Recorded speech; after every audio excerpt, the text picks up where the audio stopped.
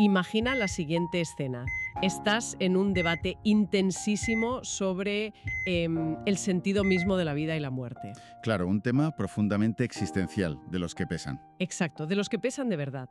Estás procesando en tiempo real el duelo por la pérdida de una joven de 25 años, reflexionando sobre el papel del Estado ante un sufrimiento humano insoportable. Y de repente, sin tan siquiera una pausa para tomar aire, Alguien te cambia el micrófono de ángulo. eso es, te cambian el micrófono y empiezan a negociar el precio de la factura de la luz por la puerta de atrás. O sea, es que es muy bestia. Es un contraste brutal, sí. Es la colisión absoluta entre la vulnerabilidad humana más extrema y, bueno, la maquinaria política más implacable que te puedas imaginar. Pues damos la bienvenida a quienes nos escuchan a una nueva inmersión profunda en nuestras fuentes documentales. Hoy tenemos sobre la mesa un material que captura exactamente ese momento tan surrealista. Hablamos de la transcripción de un vídeo del canal de YouTube del diario AES que recoge una serie de reacciones políticas en los pasillos del Congreso.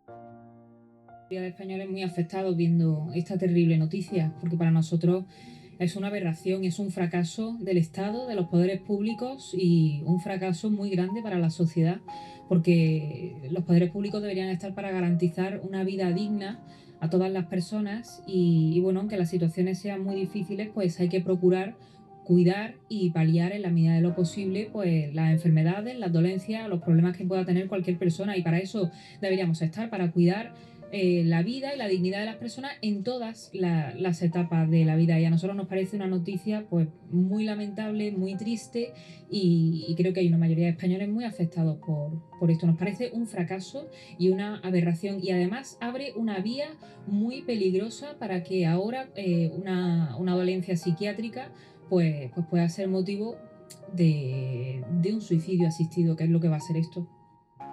Yo reconozco que llevo desde ayer muy tocada, ¿eh?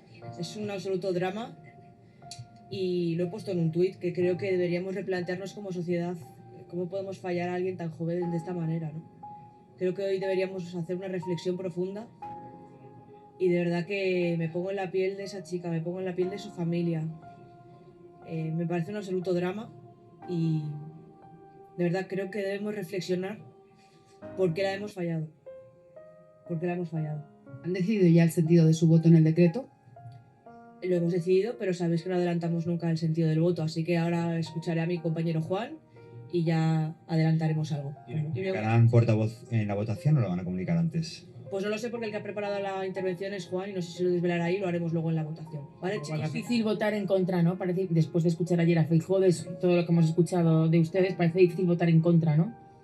Bueno, teniendo en cuenta todas las sorpresas que ha metido el gobierno, que no iban en los planes que nosotros les propusimos, que se han negado, al menos hasta el momento, a negociar absolutamente nada y que siguen insistiendo en meter la reforma energética dentro, por la puerta de atrás, en un decreto que se supone que solo era para ayudar a las personas y a los ciudadanos, pues bueno, vamos a ver efectivamente qué pasa. Estaba Vox ahora quejándose muy enfadado de que todas las informaciones que salen internas sobre Vox vienen del entorno, ha dicho, de Feijóo, que no tiene valor para decirlo a la cara. Yo creo que conviene ser en esta vida responsable. Creo que los ciudadanos extremeños están esperando ese pacto como agua de mayo, nunca mejor dicho. Y lo que creo es que lo de buscar culpables fuera tiene las patas muy cortas. Quiero decir, hace unas semanas toda la culpa era de la señora Guardiola, ahora toda la culpa es de Feijóo. Nunca ha sido culpa de ninguno de los dos. Lo que creo es que lo que conviene es que pongamos un gobierno en marcha cuanto antes. La voluntad del Partido Popular ha sido inequívoca desde el día siguiente de las elecciones y por lo tanto que dejen de hacer tantas declaraciones en mi opinión y que se dediquen a trabajar por lo que nos piden los extremeños. Yo creo que es lo que está el Partido Popular, lo hemos demostrado, se ha visto abiertamente. Cuando han salido informaciones con las que el Partido Popular no estaba de acuerdo, hemos salido a decir esto no es cierto. O sea que, por tanto, el Partido Popular ha sido muy transparente. Todos queremos ayudar, todos queremos que haya un gobierno cuanto antes y, por tanto, que dejen de culpar fuera de las cuestiones internas que tengan, en las cuales yo no me meto, que las solucionen como puedan, cuando quieran, pero que desde luego no echen la culpa a los demás. ¿Cómo van esas negociaciones en Extremadura? ¿Cómo van esas negociaciones en Extremadura? Pues tenéis que preguntar a mis compañeros que están allí porque yo no las estoy llevando. Pero entiendo que llegarán a buen puerto, que es lo que merecen los extremeños. Que cumple la voluntad de Noelia, ¿no? Y que es absolutamente legal, se han seguido todos los pasos y me parece correcto. Hemos escuchado al diputado de Vox diciendo que lo que hoy se va a hacer es ejecutar a una muchacha de 25 años. Unas reacciones que, madre mía, son para analizarlas con lupa. Ya te digo, porque lo que empieza como un debate crudo, crudísimo, ante la eutanasia de Noelia Castillo, una joven de 25 años, se transforma en cuestión de, no sé, segundos, en un pantano de tácticas legislativas, decretos ocultos y reproches autonómicos. Y claro, la misión de este análisis de hoy no es solo repasar lo que se dijo. Vamos, que no somos un telediario. Queremos diseccionar cómo el ecosistema político procesa una tragedia profundamente personal y cómo esa inercia burocrática termina devorando casi instintivamente cualquier atisbo de reflexión moral. Pero, a ver, antes de entrar en materia, es imprescindible hacer una pausa aquí. Tengo que lanzar un aviso fundamental de imparcialidad para toda nuestra audiencia. Muy necesario hoy, desde luego. Sí. Las fuentes que vamos a desgranar hoy contienen opiniones políticas extraordinariamente polarizadas. Hablamos de debates éticos al límite y posturas diametralmente opuestas, tanto de un extremo como del otro. Totalmente. Y queremos dejar absolutamente claro que quienes conducimos este espacio no tomamos partido. O sea, no respaldamos, ni validamos, ni rechazamos ninguna de las visiones políticas, morales o éticas que se mencionan en los documentos. Exacto. Nuestro papel aquí es estrictamente analítico. Funcionamos, por así decirlo, como un prisma que separa los colores de este debate para que la audiencia pueda ver todos los matices y comprender la anatomía del discurso, sin ningún tipo de sesgo por nuestra parte. Vale, pues dicho esto, vamos a desgranar esto, porque el primer gran bloque de la fuente nos lanza directamente, al ojo del huracán, a una tormenta ética monumental. El caso de Noelia Castillo. Ese es. El contexto es el siguiente. Noelia Castillo, 25 años, ha recibido la eutanasia. Pero el detalle que vertebra toda esta fractura política posterior es que esta eutanasia se ha concedido por motivos psiquiátricos. Claro, y ese es el punto de inflexión. Exactamente. Y aquí la fuente nos muestra dos facciones operando literalmente en paradigmas distintos. Es como ver un mismo cuadro a través de dos filtros de color completamente opuestos. Totalmente distintos, sí. Por un lado, el documento recoge la postura de quienes defienden la absoluta legalidad del proceso. O sea, desde esta perspectiva, la maquinaria estatal ha funcionado exactamente como debía. ¿Se han seguido los pasos? Eso es, se han seguido los protocolos, se han respetado las garantías médicas y legales y, en última instancia, lo que defienden es que se ha cumplido la voluntad de la paciente. Se enmarca como el ejercicio definitivo de la autonomía personal frente a un sufrimiento constante e intratable. Vale, esa es una cara de la moneda.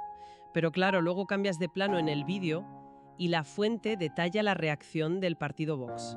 Y tela, las palabras elegidas son como un bloque de hormigón. Un diputado de esta formación llega a calificar el acto textualmente como ejecutar a una muchacha de 25 años. Una frase durísima. Muy dura. Para ellos no hay autonomía que valga aquí. Lo definen como una aberración y sobre todo como un fracaso rotundo del Estado y de la sociedad entera. Y yo te pregunto, ¿cómo se reconcilia el concepto de cumplir una voluntad legal con una acusación tan directa de fracaso del Estado? Pues mira, lo fascinante aquí es entender de dónde nace esa fricción. Ese concepto, el del fracaso del Estado, es crucial para entender el fondo de su argumento. Esta facción sostiene que la función primordial de las instituciones públicas es garantizar una vida digna, cuidar y paliar el sufrimiento en todas las etapas de la vida. Proteger, básicamente. Exacto. Y alertan de que abrir la puerta al suicidio asistido, cuando está motivado por dolencias de carácter psiquiátrico, es transitar por una vía extremadamente peligrosa. Es que, si lo analizas, es como si estuviéramos viendo una especie de triaje médico al revés, ¿no? ¿A qué te refieres exactamente? Pues, si aplicas el enfoque de la autonomía, el Estado actúa como un facilitador legal que respeta la decisión soberana del individuo, cuando el dolor mental es ya insoportable. Sí. Pero si aplicas el otro enfoque, el Estado se convierte en un ente negligente que, en lugar de, poner todos sus recursos en la prevención del suicidio y en cuidados paliativos de salud mental, opta por la salida definitiva. Claro, opta por no intervenir para salvar. Eso es. Pero, ¿por qué el factor psiquiátrico dinamita de esta manera los consensos legales que parecían, un poco más asentados con el dolor físico terminal? Porque rompe los esquemas históricos de la bioética. O sea, históricamente, el debate del final de la vida se construyó sobre un deterioro físico evidente y mensurable. Una enfermedad terminal, un cáncer avanzado, un dolor físico que la medicina ya no puede mitigar. Ya, algo tangible, por así decirlo. Exacto. Pero cuando entramos en el terreno psiquiátrico, el órgano que está sufriendo es precisamente el mismo órgano encargado de tomar la decisión y de otorgar el consentimiento. Claro, la mente evaluando a la mente. Ahí le has dado. Y eso es lo que polariza la política hasta este extremo. Quienes ven un fracaso sistémico argumentan que el sufrimiento psiquiátrico, por su propia naturaleza, puede alterar la percepción de la realidad o de la esperanza. Y que por tanto el Estado debe frenarlo. Exacto. Argumentan que la respuesta pública debe ser siempre una barrera de contención infinita, nunca la facilitación del final. En cambio, quienes defienden la medida dicen que discriminar el sufrimiento mental frente al físico es en sí mismo un trato degradante. Que el dolor es dolor, venga de donde venga. Eso es, y que la capacidad de decidir no desaparece automáticamente solo por tener un diagnóstico psiquiátrico. Pues es un choque tectónico, la verdad, sobre la misma definición de la palabra cuidar. Y justo en medio de esta batalla ideológica, el documento nos muestra un momento que, sinceramente, a mí me descoloca bastante. Sí, sé por dónde vas. Es un momento muy particular. Porque de repente, la coraza institucional, esa que siempre reparte culpas hacia el otro lado del hemiciclo, parece resquebrajarse por completo. ¿Te refieres a la intervención de la diputada que cambia radicalmente el tono? Exacto. La fuente recoge las declaraciones de otra figura política, una diputada, que admite ante los micrófonos y con una crudeza que rara vez vemos en el Congreso, que lleva muy tocada desde el día anterior. Sí, define el suceso como un absoluto drama. Un absoluto drama, sí. Pero lo que realmente paraliza la escena, lo que te pone un poco la piel de gallina, es la reflexión profunda que lanza al aire. Se pone en la piel de la familia y de la chica y dice textualmente: ¿por qué la hemos fallado? ¿Cómo podemos fallar a alguien tan joven de esta manera? Ese hemos fallado, en primera persona del plural, es una anomalía fascinante. Totalmente. Es rarísimo en el ecosistema político actual.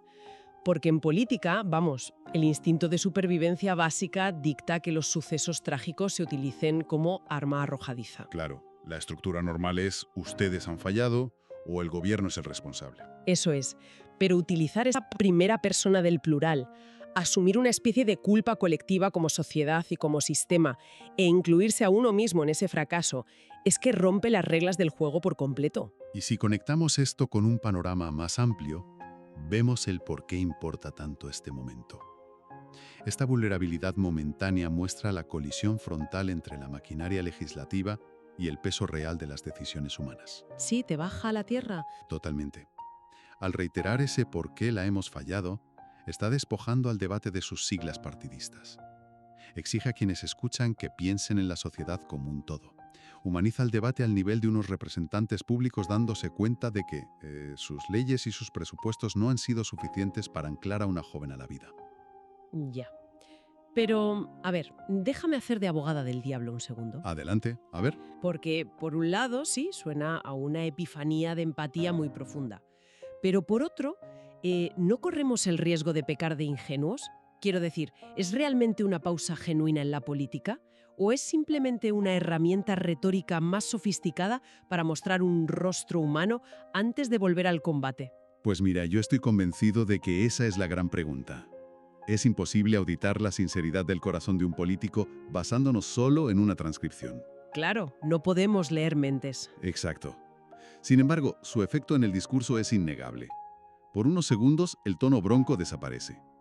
Ahora bien, tu escepticismo está más que justificado, sobre todo teniendo en cuenta lo que ocurre literalmente en la siguiente línea del documento. Ay, madre mía, es que esta parte aquí es donde se pone realmente interesante, y es lo que yo llamo un latigazo cervical de manual.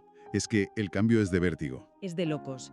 Apenas termina de resonar en la sala esa reflexión sobre la fragilidad humana, los periodistas cambian de tercio.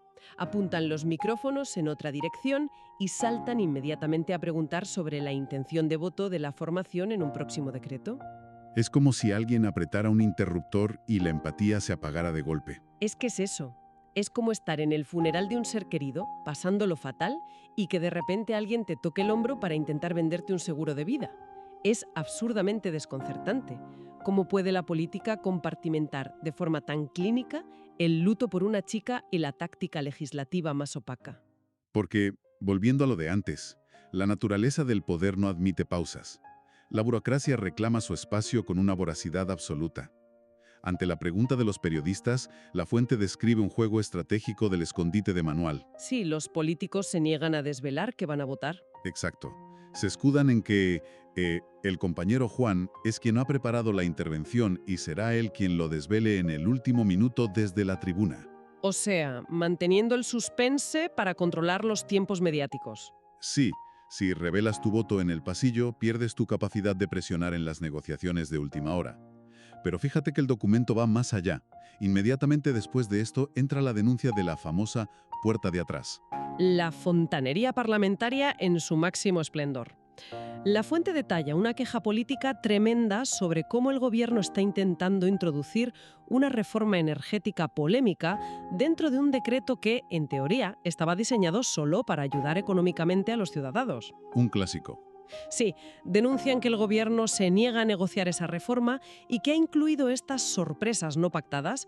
Lo que estamos viendo aquí es la anatomía perfecta de un decreto ómnibus. Es una táctica de presión legislativa viejísima. Consiste en empaquetar una medida muy impopular, en este caso la cuestión energética, junto con medidas de enorme aceptación social como ayudas económicas. Para forzar a la oposición a un rincón. Un dilema moral de manual, sí. Ponte en el lugar de la oposición. Si votas en contra del decreto porque rechazas la reforma energética, el titular del día siguiente dirá que has votado en contra de ayudar a la gente. Y el coste electoral de eso es inasumible. Exacto. Pero si votas a favor para salvar las ayudas, acabas de aprobar una política energética con la que estás radicalmente en desacuerdo y sin debate previo. Pero frena un momento ahí. Llamarlo dilema moral perverso o quejarse de la puerta de atrás quizá es comprar demasiado el marco mental de la oposición, ¿no? A ver, explícate. Porque siendo pragmáticos, si tenemos un parlamento hiperfragmentado donde es casi imposible llegar a acuerdos limpios tema por tema, ¿no es esta herramienta del decreto ómnibus la única forma que tiene un gobierno de sacar adelante cosas y evitar la parálisis del país? Es un contraargumento muy válido. Y de hecho es la defensa habitual de quienes ejercen el poder. Argumentan que la gobernabilidad exige estos atajos. Sin embargo, el coste sistémico de ese pragmatismo es muy alto. Lo que nos muestra la fuente es una degradación de la calidad democrática. O sea, que se hurta a la ciudadanía al debate real. Exactamente. Al esconder la energía detrás de las ayudas sociales, se cambia la negociación por un trágala. Y el impacto de esto en la transcripción, visto en conjunto, es desolador. Hemos pasado de preguntarnos ¿por qué le hemos fallado a esta chica?, a quejarnos de cómo nos hacemos trampas al solitario con las leyes. Todo en un minuto. Es que el viaje no termina ahí. La capacidad de la política para diluir los temas importantes en ruido secundario parece, infinita, porque el tramo final de la fuente nos arrastra fuera del Congreso y nos tira de cabeza a las trincheras del ruido regional. El tercer acto del drama, sí. Las tensiones en Extremadura. Sí, señor. La fuente recoge las quejas amargas de Vox. Se quejan de que las filtraciones sobre sus cuestiones internas provienen del entorno de Feijóo. Que acusan al PP nacional de no tener valor para decirles las cosas a la cara. Y claro, la réplica del Partido Popular no se queda corta. Para nada. El PP exige responsabilidad inmediata. Demuestran un hartazgo absoluto y recuerdan que los ciudadanos extremeños esperan un pacto de gobierno y, cito la expresión literal que usan, como agua de mayo. Esa expresión de como agua de mayo es clave. Subraya la urgencia real de los ciudadanos frente a las peleas de palacio. Sí, pero el PP va un paso más allá en su crítica. Señalan una contradicción en Vox. Les echan en cara que, hace unas semanas la culpa del bloqueo la tenía la señora Guardiola, la líder regional. Y ahora, de repente, la culpa es de Feijóo. La diana va cambiando. Eso es. El PP les dice que las mentiras tienen las patas muy cortas. Y les lanzan un llamado a la acción, clarísimo. Que dejen de hacer declaraciones a la prensa y se dediquen a trabajar de una vez. Y yo me pregunto, entonces, ¿qué significa todo esto? Esto plantea una pregunta importante sobre el comportamiento institucional. Sí, porque da la sensación de que todo este ruido esta necesidad de buscar chivos expiatorios y quejarse de filtraciones, ¿no es en realidad una cortina de humo que aleja la política de su propósito de gobernar para esa gente que espera soluciones como agua de mayo? Pues sí, y sintetiza muy bien lo que pasa cuando las negociaciones se estancan. La política suele externalizar la culpa. El paso de culpar a Guardiola a culpar a Feijóo demuestra cómo las alianzas regionales están intrínsecamente ligadas y tensionadas por las cúpulas nacionales. O sea que disparan más arriba porque a nivel local no les renta el bloqueo. Exactamente. Al ver que les pueden pintar como los manos de la película a nivel autonómico, escalan el conflicto a Madrid. Cambian el marco de política local ineficaz a gran conspiración nacional. Y en el proceso dejan a los ciudadanos en medio del fuego cruzado. Y la gente esperando. Es que es descorazonador. Resulta casi irónico que en el mismo día en que la política choca con la irreversibilidad de la muerte, esos mismos pasillos acaben resonando con peleas sobre quién filtró qué a la prensa en Extremadura. Es la maquinaria demostrando que su prioridad absoluta es su propia supervivencia. Pues hagamos una recapitulación rápida de este viaje para quienes nos escuchan, porque ha sido intenso. Hemos arrancado en el abismo ético que supone la eutanasia psiquiátrica de una joven de 25 años. Viendo chocar la autonomía contra la responsabilidad protectora del Estado. Exacto. De ahí pasamos a esa inusual empatía de la culpa colectiva, para chocar de frente con las tácticas burocráticas de los decretos ómnibus y terminar, finalmente, en las trincheras de los pactos regionales en Extremadura. Un microcosmos de las prioridades institucionales en unos pocos minutos. Desde luego. Y antes de despedirnos, reiteramos brevemente nuestro aviso inicial. Este espacio solo ha actuado como un espejo de las fuentes. No hemos juzgado ni validado ninguna de las posturas expuestas. Solo buscamos comprender este entramado comunicativo. Y para cerrar, me gustaría dejar una reflexión en el aire, para que la audiencia la rumie por su cuenta. Adelante con ello. Si la maquinaria política es tan implacable que debe seguir girando, negociando decretos y peleando por pactos en el mismo instante en que se debaten cuestiones existenciales de vida o muerte, ¿cómo afecta esa inercia burocrática a la capacidad real de nuestros sistemas para legislar con la empatía y la reflexión profunda que exigen las tragedias humanas más sensibles? Es una reflexión que da verdadero vértigo. Nos obliga a preguntarnos si las reglas del juego permiten siquiera hacer pausas para el dolor. Muchas gracias por acompañarnos en este análisis a fondo y hasta la próxima inmersión en nuestras fuentes.